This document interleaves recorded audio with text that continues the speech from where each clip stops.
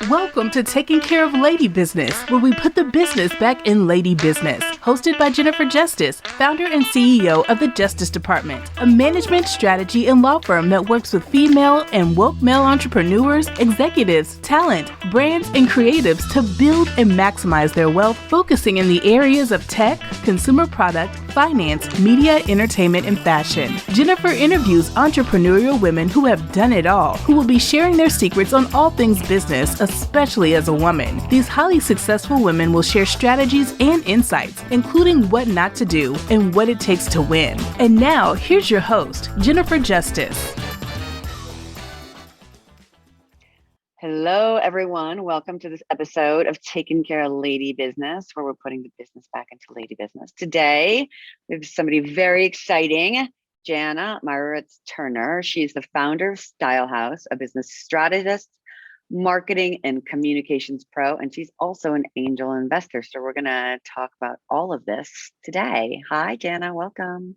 Hi, JJ. So good to be with you. I feel like I have a whole page of notes of stuff for us to talk about. I always love my time with you because I feel like nothing's off the table, and we think big and expansively and ambitious, and it gets me excited. So I'm excited to be Good.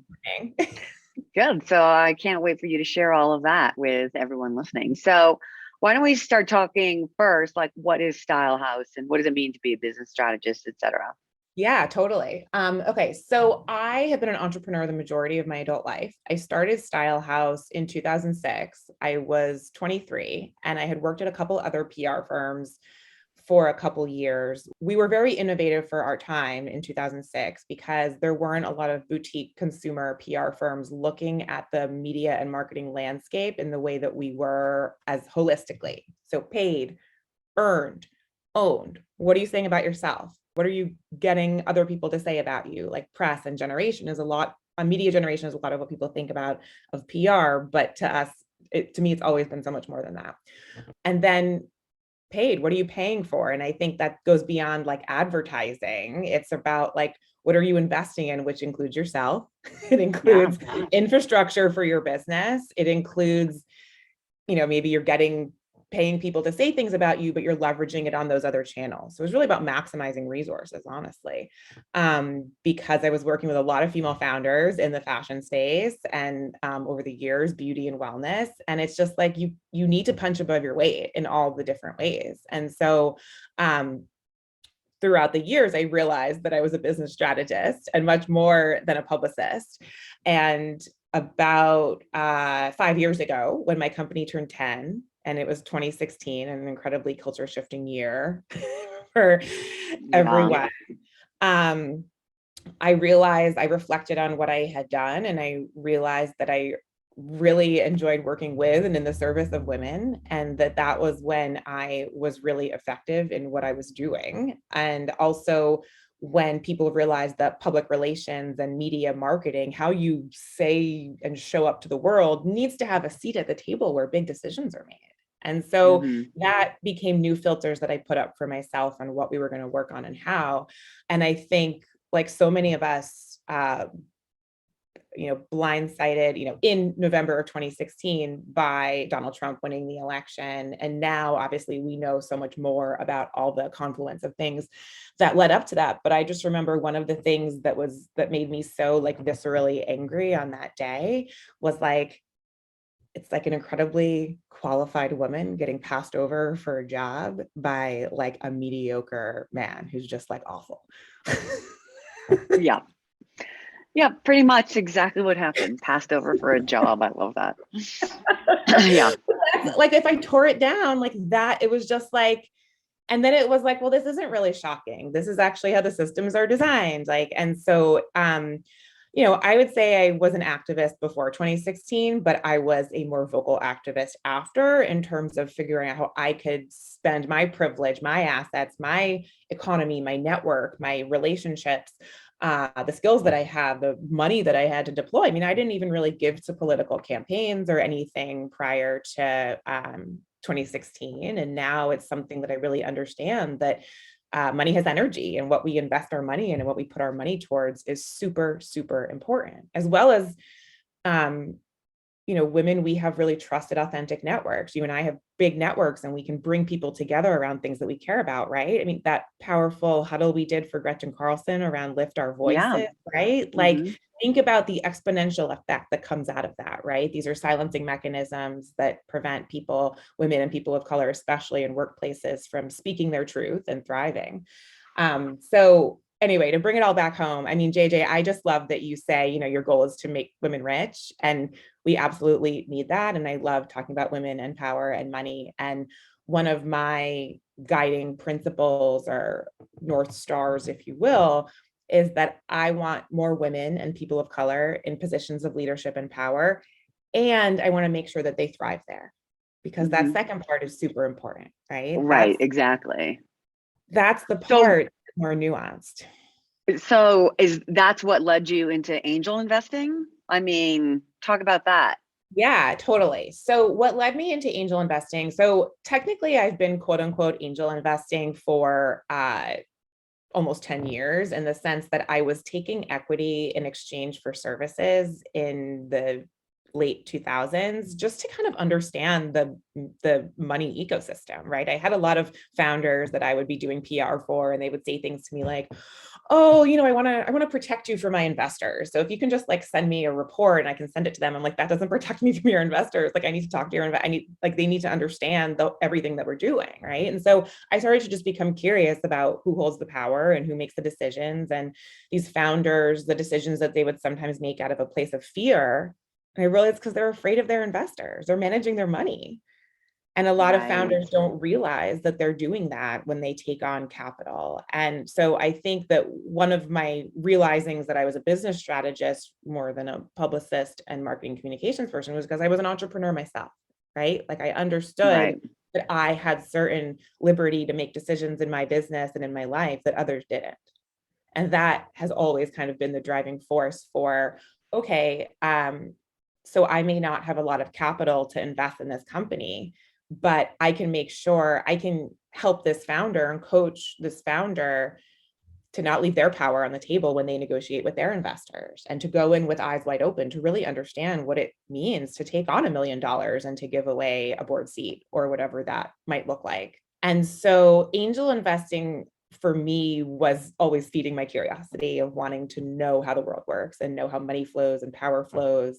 And so, as I said, I started off in very low stakes ways, taking equity in exchange for services. I mean, I've done it all. Like, I've come on as an advisor for a fraction of a point in certain cases.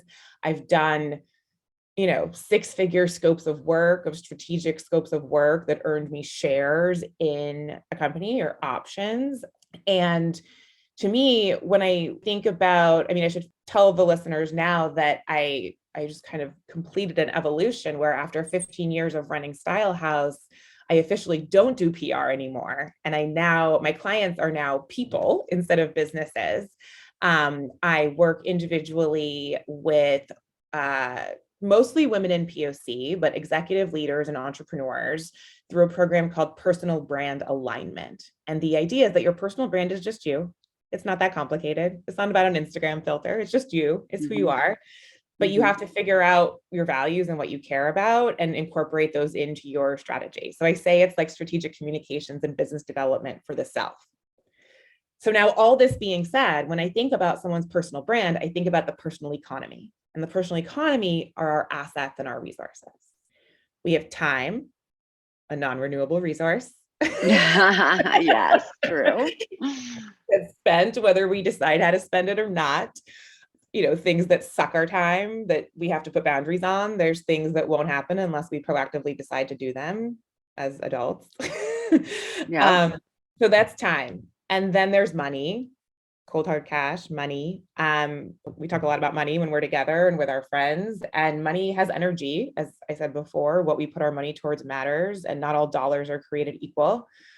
And then there's relationships. There's your social capital, your relationship capital, the currency that you have. And I always tell people, whether they're clients who are business owners or executives, like, whenever you're feeling time poor, which is, I don't know, all of us. Or you're feeling like actually poor, it's really helpful to think about the people in your life that know you and love you and deeply understand who you are and make you tick, because having that is like having money in the bank if we know how to activate that. And that starts with asking for what we need, which sometimes for some people starts with deservedness, right? Oh, I don't want to be annoying. I don't want to do that. But women make a lot more deposits than withdrawals with relationship capital. We're thrilled to help everybody else. And then we don't want to bother people when we need help. And the other thing that I realize that's important for listeners to understand when it comes to angel investing and understanding like the time that you invest in things, the relationship capital, like you recommending something to a friend or a person, that's you spending relationship capital, right? Yeah, exactly. But how do you monetize that? I mean, because, like you said, like we make more deposits and withdrawals, and oftentimes people are like, hey, can I pick your brain? Or can I, do you have any like, oh, you should meet this person, they're a founder. And then I get on the phone, they're like, hey, do you know anybody who would invest? And I'm like, well, you hire me for that kind of stuff. You know what I mean? Totally. So there's a balance, right? There's a balance with that. You can't just give that away. Right. Also, because like men would like give each other founders fees for that all day long, and I've had them give me founders fees for those kinds of things, and so I think there's a bit of a balance there. But everything you're saying is so thoughtful and insightful about how you're like, you really think and boil down to the points of like time, money, like, and like just analyzing everything you've done in the past, and then turn it into what you really want to do in the future. Like you've pivoted your whole business basically into like how you want to see the world basically play out in front of you. So, I mean, that's really impressive. And I learn from you every time I talk to you. So, but I want to get a little bit more into like, so you've pivoted your company. When did you decide you're no longer PR? Well, so I held on to some legacy clients that I just like loved. Yeah. And, we all do that Right. in times where, and I wanted to make sure that they were all in really good hands too, because that part of it was my legacy. And also any brand that I had promoted or represented in my life is ostensibly part of my repertoire and my portfolio of things, right? So it was important to me to leave everyone in good hands. I also towards the end, but when like I knew that I was building my off ramp, I became like even more discerning and charged even more because like I had been building up this coaching business of personal brand alignment that was really serving me. I'm getting brought in to do workshops that in some ways are like the retainer I used to be paid for a client. So it's, the evolution of that was important, but also like I earned media could not be, I needed to be in control of my outcomes and my successes. And if Donald Trump did something dumb, which he did every day, I couldn't have my segment kicked off the Today Show. Because that speaks nothing to the input that I put in or the years that I spent honing that relationship. Right. Yeah. And so then you went into this, so you're doing this personal brand alignment. And then, so talk about that. Like, what does that look like if somebody wanted to come hire you to do that? Like, totally. Yeah. So I do consult discovery sessions and I have a really powerful intake form, which asks questions like, if you were getting paid to be you, what would that look like? Yeah. Right. Like if you're getting paid to be JJ, what does that look like? Right. And like, what would be a dream way that you'd be introduced to someone at a dinner party? Because by the way, that's how our brand lives, like in real life. Yeah. So it's stuff like that. And then I spend an hour with, we go deep really quickly because of that. And we look at time and money and relationships and how I show them my diagram of all three pieces and we talk about what comes up for them. We talk about where they need to invest or divest from places. And then, and so with these frameworks, which are really designed to help you like see where you're leaving power on the table and what intrinsic assets you have that you're not maximizing, then I also like give them tools to do that. And so people are like, how did we just cover all that in an hour? I'm like, I designed that questionnaire very specifically. And then I do a deeper program, work with them over 10 to 15 weeks. We have a certain number of sessions. We have some specific deliverables. I create like copy banks and pep talks, basically. Like, here's what I care about. And here's what's important to me. And here's what I do. And I do that via these three things, right? So it's just like easy to help you be understood. One thing I want to make sure that we touch on, though, that you said was really important is that as women, we want to help and we feel really good being helpful, but people can also leech our time from us. Yeah. Right? Yeah. And so I think that this goes back to a concept that I used to talk about, and maybe I need to write on it more, of like, I kind of don't let anything be a waste of my time. Like, I think if you Mm-hmm. can go into something with the fact, oh, I'm going to learn, right? Ostensibly, I'm going to learn about their business model or whatever, and maybe that will help me be a smarter strategist or help some of my founders. If I really like them, everything, Marie Forleo says everything is figure outable. And I agree, because yes, I may not have the money to invest in them. I might not have the time, but maybe there's someone in your network who would really enjoy meeting them. And so it's actually a win-win for everyone, because you're kind of blessing that relationship with your energy and your relationship capital, and saying like, oh, I think you two, I often introduce people and I'm like, I think you'll be great resources to each other. Like, you'll compare Mm-hmm. field notes, you will make introductions for people. And I think it's also important to be really transparent. Like, I'm not writing angel investment checks right now. I'm deploying more of my time and relationship capital and syndicating investors together and doing other things. And I try to just lead with that right now, because that's effective. That's good for everyone's time. And so one thing that I do, the term like a stitch in time saves nine. So like in those moments where it's like, oh, I'm getting on this call, like, why did I agree to this? I really don't have like 20 minutes to spare today. Like, why did I agree to do this? Make sure that they get off that call knowing who you are and also what you need and what you're looking for right now. Because Yeah, that, sure. when I say, oh, I'm starting to write a book. Oh my gosh, my friend's an author. You should talk to them. And that might be a founder who wanted to pick my brain and wanted to whatever, but they might connect me with someone who's writing a book and can give me great intel that will save me a lot of time and money on my thing. I can't even like enter this conversation without mentioning our mutual friend, Susan McPherson, who was like the queen of connecting. She wrote a book on this, The Lost Art of Yeah. Connecting. Yeah, she's been on the podcast. Yeah, we need to see that we're building the constellation. And back to capital and money. We don't know the things that we invest in now. We don't know what's going to come from them. Like, there's no way that we can know what will come out of X, Y, and Z happening. But we've also all been around long enough and in business long enough to see shit come around. Yeah. No, it's true. I had somebody on last week and they said, we don't know what a capitalist society looks like when women and people of color are in power. We don't know what that looks like. Like, it might not be so bad. Like, people might not want to be like, more socialist leaning, because we don't know what it's like. Like, I think it'll make the world a better place. And the only way to prove me wrong is for us to be in power. So, Exactly. that's part of it. I mean, it's so basic to me. And this is something I have to work on as I'm writing to larger audiences. Like, but it's so basic to me that when we all thrive, we all thrive. Yeah. Like, exactly. A call to men. I sit on the board of a healthy manhood organization. They refer to it as collective liberation, which is like, even just saying it out loud makes my like body relax in a way, like, because it's liberating. It's like, well, like, none of us are free until we're all free. And we have to, I think we have to understand that we all play different roles in it. And I think this feeds back to angel investing and feeds back to personal brand alignment work, because a lot of how I've recalibrated my life too is that it creates a bit of a flywheel, and that a lot of my personal brand alignment clients who are executives at big companies are also super angel investment curious. They want to leverage their expertise. They want to be in like scrappy startup environments because they're in like the hallowed halls of these legacy companies. And by the way, we need change makers in every space, right? Like, we need change makers inside, we need change makers outside, we need them everywhere.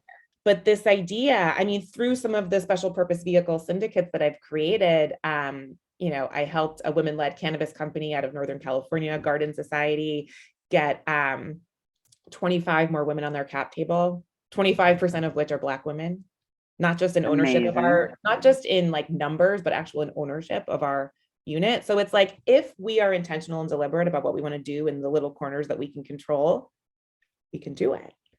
Yeah. So can you talk a little bit more about that? So you're helping these people with personal brand alignment, right? And it could be executives or founders or whoever, right? But you're just helping them understand and step into their power, right? So they can maximize who they are. And did I say that properly? Would that be a good? Totally. Yes. Yeah. And then you also angel invest. So You did a special purpose vehicle, an SPV, and you found a bunch of women to come in to Garden Society and invest in it. So, some of the checks you were taking were super small, right? So it didn't take a lot of money. It wasn't like usually people think of it, it's like, oh, I need $25,000, but that's not always the Right. case when you run an Yeah. SPV. You could, I've invested in SPVs that have no minimums. As in, yeah. like, if you want to put in $500, you can. There are fees and other things that, and the fees are different depending on who you work with and how. But the most important thing is that people should not be intimidated by angel investing. Angel investing literally just means a person investing their money as opposed to an institution investing their money or investing other people's money, like a fund or a VC. They're investing other people's money. Angel investors are investing their own money, but angel investors can invest anything from $100 to $100 million.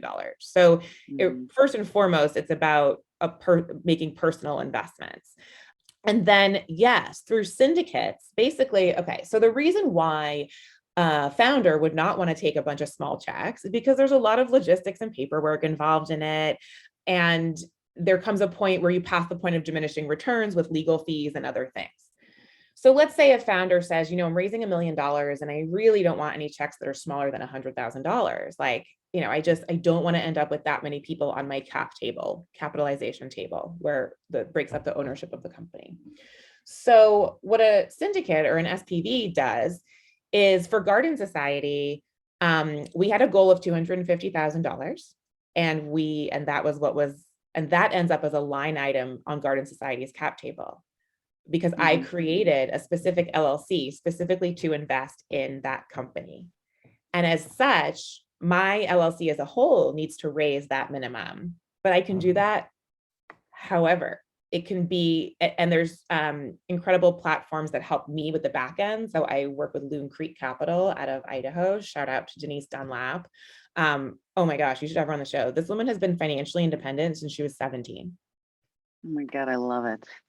I know, I'm like going out on my tangent here. But point being, so for Garden Society, you play around with setting a minimum. You need to reach your goals. So you can't have a ton of small checks, but at some point, it's just like any sort of bringing a deal together, bringing a party together, bringing an influencer campaign together. Because by the way, all these people do become evangelists for the company, right? Exactly. It's like free marketing.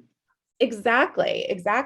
And that's fun too, because I help my founders activate their investors better. Like I don't think I'm financially proficient enough to call myself investor relations, but when it comes to maximizing and activating your relationship capital and people who've invested in you, people who've put money into you, you'd be surprised how many founders are like, oh, I don't want to bother them.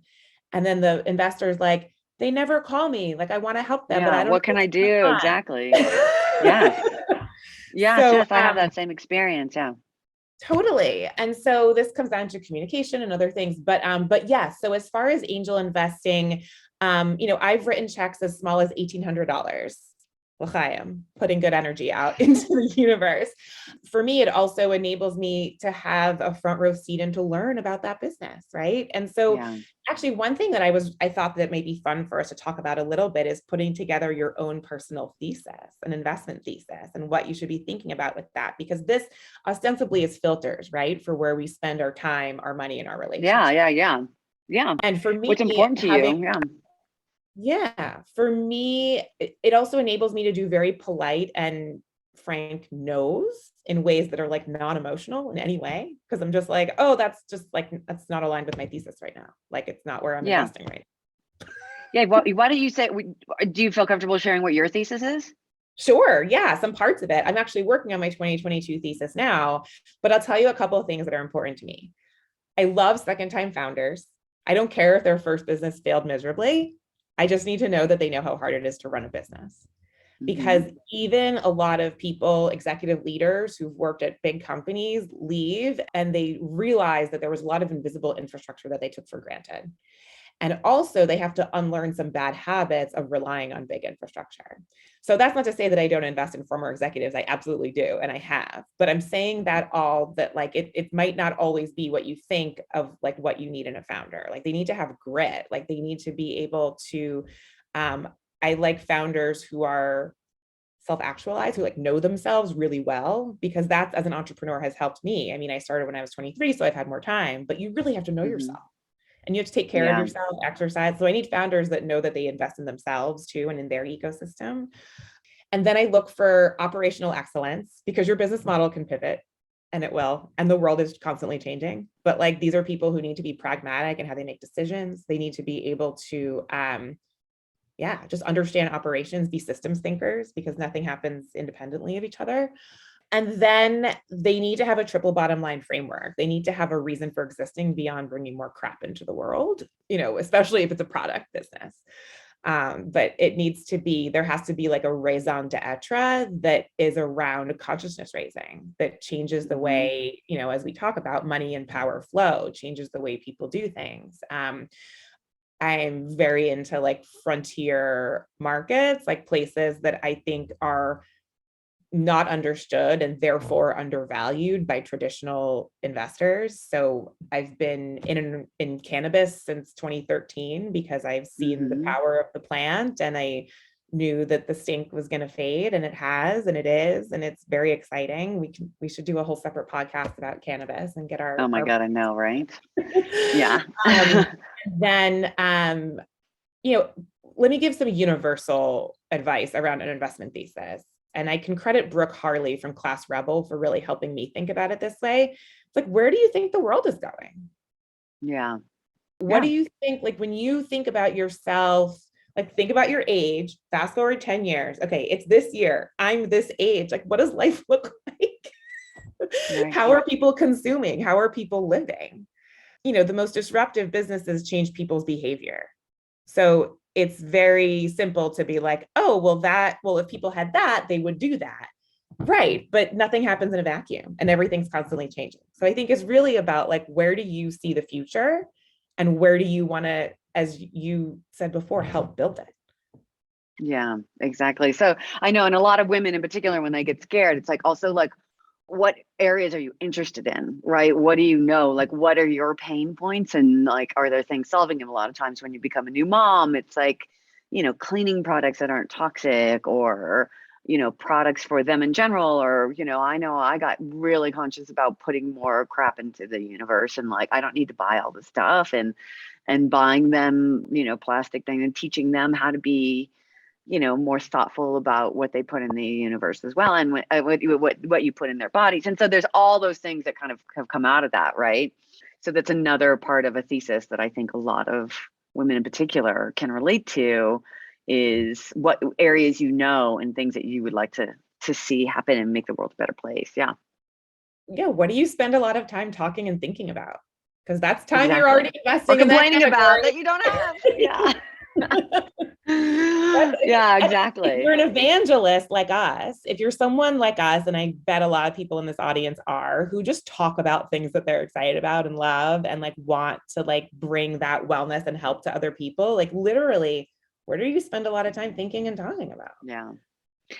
So you wanted, I know that we have to wrap up soon here, but you want to tell us a few other of your clients that you invested in? Or your, few other totally. angel. Well, I know it's funny because I have all these in. new words, because I say like, my clients for a long time were businesses that I was on retainer with, right? And I like talked about them all the time. And now I kind of tend to my portfolio founders and portfolio companies like I used to tend to my clients, right? I make introductions, I recommend them for things, I help them with their wordsmithing and all of that.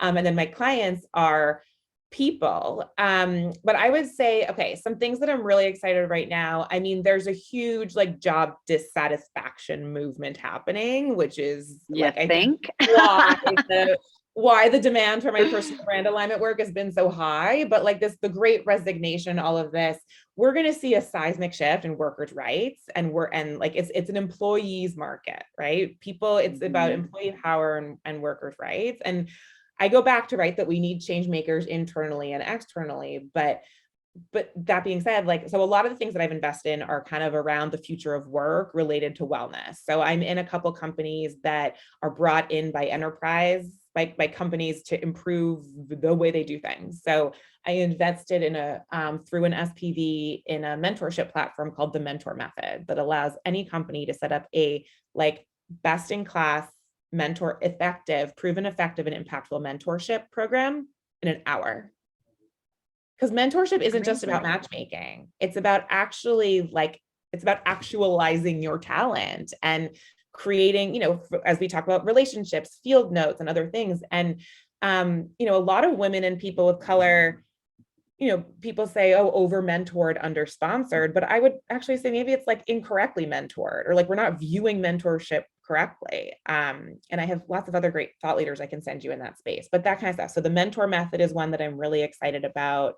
And let's see, I mean, right now, just New York and New Jersey cannabis going online is so exciting. And I'm doing everything I can to make sure that leaders of cannabis culture on the East Coast and in New England have a proper piece of the gajillion dollar market that New York and New Jersey see. And so I'm really trying to kind of connect culture leaders with values-driven capital providers who are not predatory or parasitic about the business opportunity that exists here. So I think I'm spending a lot of time thinking about cannabis right now, because I do believe that cannabis is the salve to everything that ails our society right now. It touches everything. It touches criminal justice reform. It touches the climate. Yeah, exactly. It touches big pharma and the opioid crisis. It touches big alcohol and how like people are drinking themselves into depression. And, it touches on the only consumable or usable cannabis plants are the female ones. You know that, right? Yeah. Oh yeah, no, I know. The men just pollinate. But we need them all. We need them all. We can't thrive until we all thrive. But okay, you asked me like other investments and things that I'm excited about right now. I invested in a company called Round 21 that's run by Jasmine Maeta. She's a former athlete. She worked for Under Armour and Peloton, and it is it's an NFT company. It's sports and athletes and art coming together through NFTs. So you can purchase, so they'll have like a limited edition basketball that's done between like an artist and an athlete. And then, so people can buy the NFT, the digital token. But then she's also setting up partnerships with Dick's Sporting Goods and other places so you can buy these goods. When I did some consulting with the WNBA, one of the biggest challenges is that it's really hard to buy merch and support the athletes that you want to. And so what was exciting to me about this is that it brought together art, sport, and NFTs, all these things that for me are clearly like the future of social justice and equity and democratization. And it was run by a woman of color. So I was just like so excited about what she's doing. Yeah. And going back to angel investing, for me, it was like, I had been thinking like, I know a lot about the sports industry and the equity issues that exist there, the racism, sexism, homophobia, all of it. I know about all the kind of challenges and opportunities that exist in the sports space. How can I leverage that perspective and expertise by investing in something that I can help make amazing? Right? Like, that really was what came down to this for me. Plus, as a curious person, I get a front row seat to NFTs. So I get to learn about it via something that I understand, as opposed to like a lot of, it's like NFTs are overwhelming. They're kind of hard to, like, I know. It's all of it's overwhelming. There's just so much thrown at you, and you're just like, I don't even know what I'm supposed to be doing. So, no, I get it. No, because this has been so enlightening, because you have talked about how you can angel invest basically by working with and for somebody, providing them services and using your time as your money, right, to get equity into a company, and then, doing business with them or investing in them, and then learning about a whole new business. So it's like amazing. People will want to hire you and also get money, like partner with you and get some angel investing. But like, it's been so informative for women in how to kind of use your model, for them to be able to invest and stuff. So thank you so much for sharing all this. Monetize being smart. We need to monetize being smart. Well, find your expertise and learn how to like monetize it. Don't worry that you don't know how to do everything else. Like, just like you're great at something in your career, like really focus on that, and then loop in other people as needed, So it's awesome. Thank you so much. I ask everybody one question at the end, and what is the worst advice you've ever received? Oh my goodness. So when I was when my business, when Style House had become a little more mature and we were getting a lot of like exciting clients coming our way, I needed to put up some filters on what I wanted to work on. And I remember a couple of my friends, mostly my guy friends, When I would say, I'm not sure I'm going to take that on. I don't really want to work on that. They'd be like, oh, just staff up, just hire someone to work on it.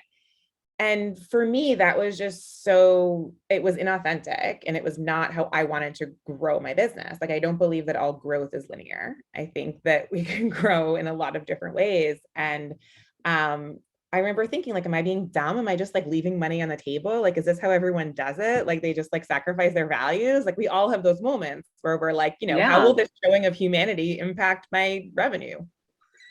Right. Yeah.